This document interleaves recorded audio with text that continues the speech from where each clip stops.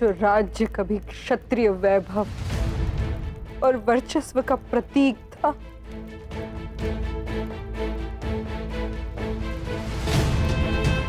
वो अवसाद के भीषण अंधकार में लुप्त है।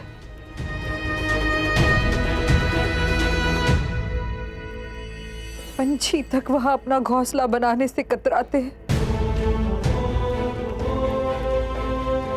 किंतु जब मैंने चंद्र को देखा तब मेरा विश्वास और दृढ़ हो गया।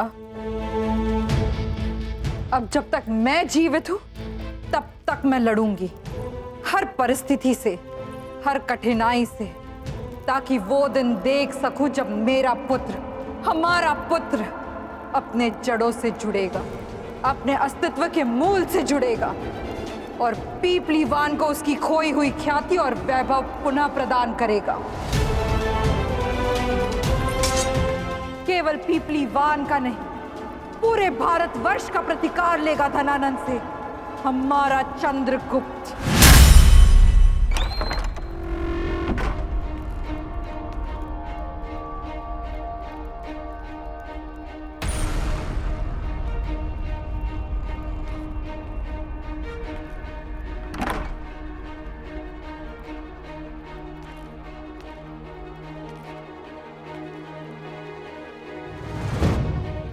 पीपली वन के मार्ग का रहस्य धनानंद के पुस्तकालय में बड़ी गोपनीयता से छिपा कर रखा गया है।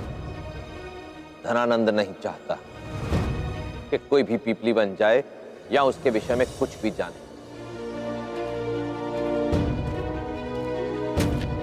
उसका केवल एक उद्देश्य है, पीपली वन के अस्तित्व को धरती से, लोगों की स्मृति से सदा के लिए मिटा देना। उसने भारत के मानचित्र से पीपली वन को हटा दिया है। जब कोई चिन्ह ही नहीं बचेगा तो कोई पीपली वन कैसे जाएगा? यदि पीपली वन जाना चाहते हो चंद्रगुप्त, तो उस पुस्तक में अंकित उस मानचित्र को चुराना अत्यावश्यक है।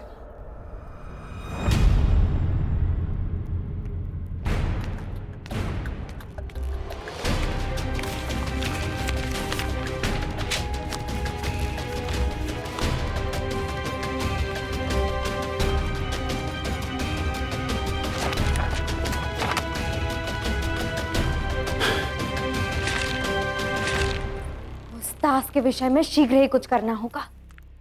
कोई युक्ति, कोई कला सीखनी होगी जिससे मैं उसे मात दे सकूं। ये सेब खाइए राजकुमारी, सेब खाने से तनाव कम हो जाता है।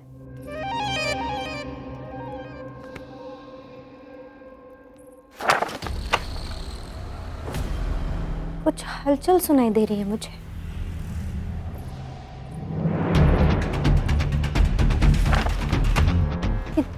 दास इस समय यहाँ क्या कर रहा है? इसने तो भाई से कुछ समय का अवकाश काल मांगा था।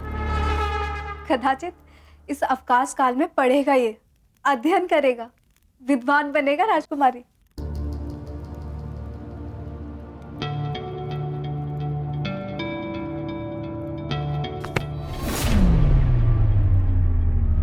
धन्यवाद राजकुमारी धुरधरा।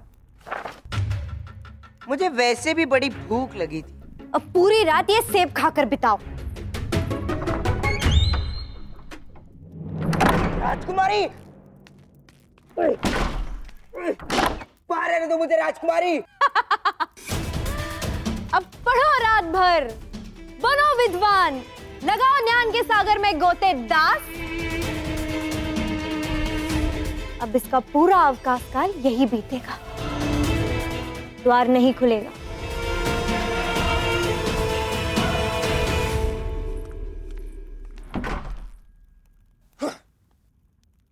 हर बार मेरे मार्ग में नक्शड़ी राजकुमारी क्यों आ जाती है? मैं बाहर कैसे निकलूं?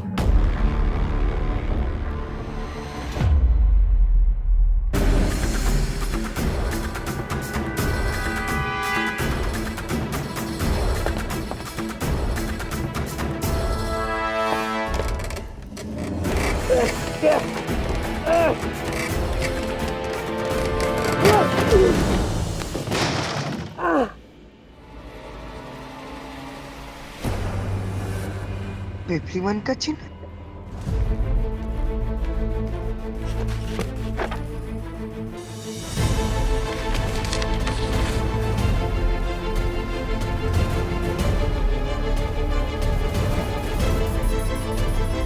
तो ये है उस खोए हुए साम्राज्य तक पहुंचने का मानचित्र, पिपली वन तक पहुंचने का मार्ग।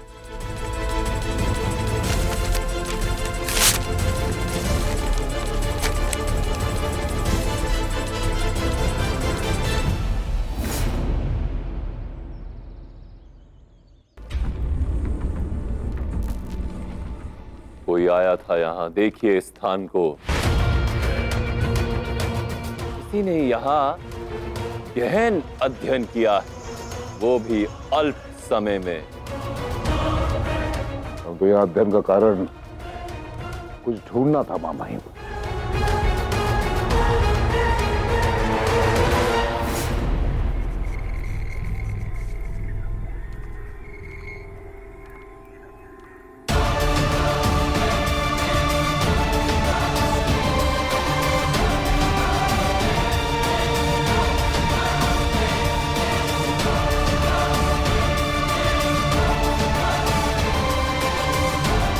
ये देखिए महामहिम,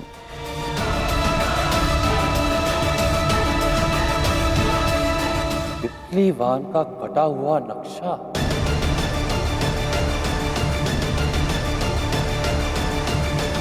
कोई है जो पिपली वान के विषय में जानना चाहता है।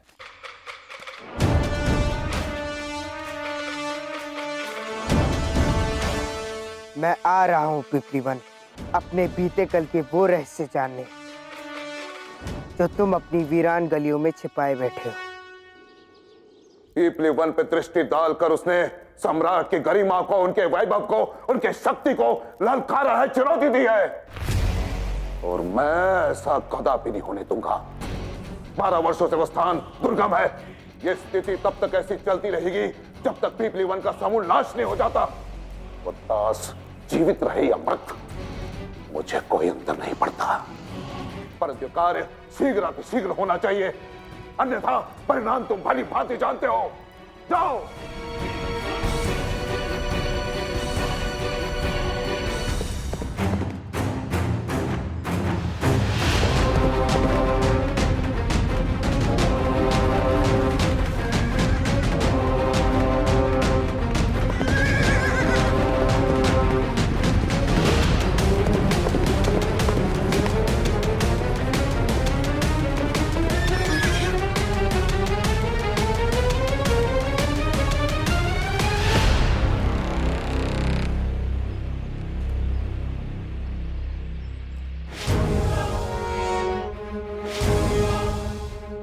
एक बात का विशेष ध्यान रखना, अपने लक्ष्य पर पहुंचने की शीघ्रता में छोटा मार्ग मत चुनना। वो मार्ग सुरक्षित नहीं, उस मार्ग में नरभक्षी जीव भी हो सकते हैं। क्या ये वही वन मार्ग है?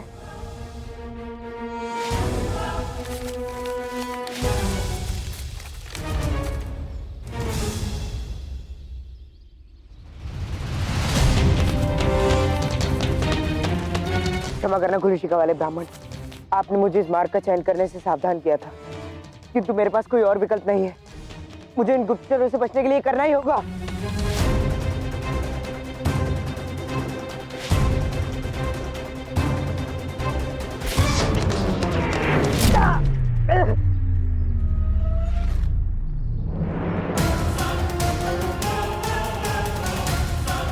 अब हमारी यहाँ कोई आवश्यकता नहीं है। इस दास ने इस मार्ग का चयन कर अपनी मृत्यु को स्वयं निश्चित किया है। चलो चलकर ये शुभ समाचार अमात्य को देते हैं कि ये दास अब कभी पिपली वन नहीं पहुंच पाएगा। चलो।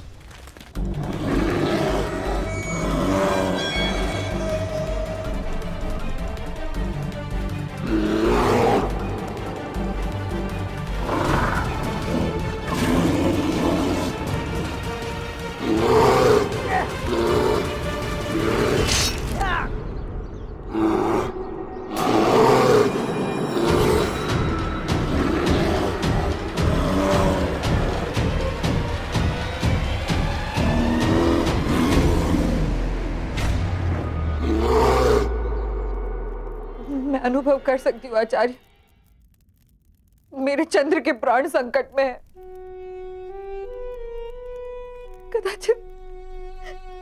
कदाचित मुझे उसे बता देना चाहिए था कि मैं ही उसकी वो अभागी माँ हूं जिसके विषय में वो मुझसे हर क्षण पूछता रहता था। और इसी सत्य का पता लगाने के लिए मैंने उसे पीपलीवान भेजा है।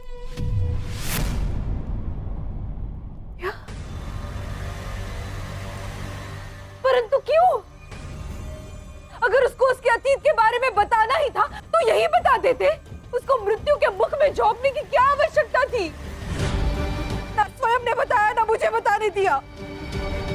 क्या आवश्यकता थी उसे पीपलीवान भेजने की? क्यों? क्योंकि मैं उसे केवल उसकी मां की ही नहीं, उसकी मातृभूमि की पीड़ा से भी अवगत कराना चाहता था। आज चंद्रगुप्त जहां जा रहा है, वहां का पत्ता पत्ता, तिनका तिनका उसे धनानंद की क्रूरता की गाथाएं सुनाएगा। आज उसका साक्षात्कार होगा, एक कटु किंतु पूर्ण सत्य से, जहां उसे यह ज्ञात होगा कि धनानंद ने न केवल उसकी मां पर प्रहार किया, अपितु उसके संपूर्ण साम्राज्य के अस्तित्व पर प्रहार किया। वहां का विध्वंस उसे उसकी मां और मातृभूमि की पीड़ा के विषय में बताएगा।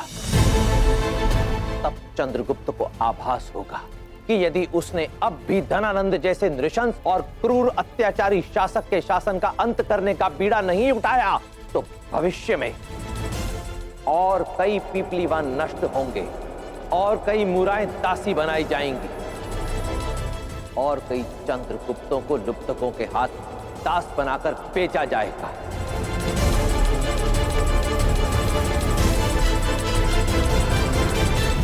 हाँ, मैंने उसे अकेले जाने दिया,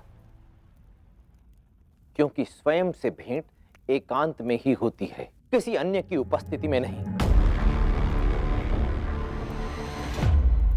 आप बहुत निर्दयी है आचार्य।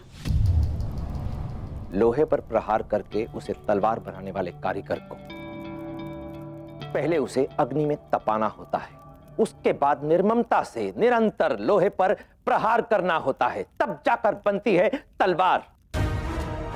यदि धनानंद जैसे नृशंस शासक के शासन को समाप्त करना है, तो चंद्रगुप्त को एक तलवार बनाना होगा, और चंद्रगुप्त को तलवार बनाने के लिए मैं निर्दयी लोहार बनना स्वीकार करता हूं।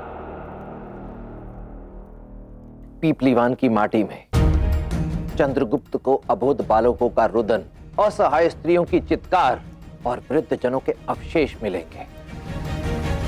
वहां की वायु में उसे सहस्त्रों निर्दोषों, सैकड़ों सैनिकों के रक्त की गंध मिलेगी, और जब उसी रक्त के गर्म छींटे उसके शरीर पर पड़ेंगे, तो ये अनुभव उसके अंतर्मन को झकझोर कर रख देगा। दास चंद्रगुप्त का अस्तित्व टूटकर बिखर जाएगा, और उन्हीं टूटे हुए टुकड़ों से निर्माण होगा अखंड भारत के भावी सम्राट के अस्तित्व का, उस सम्राट का जो व्यक्तिगत स्वार्थ के लिए नहीं, अपने देश, अपनी मातृभूमि के लिए लड़ेगा। मृत्यु होगी दास चंद्रगुप्त की, और जन्म लेगा चंद्रगुप्त मौर्य।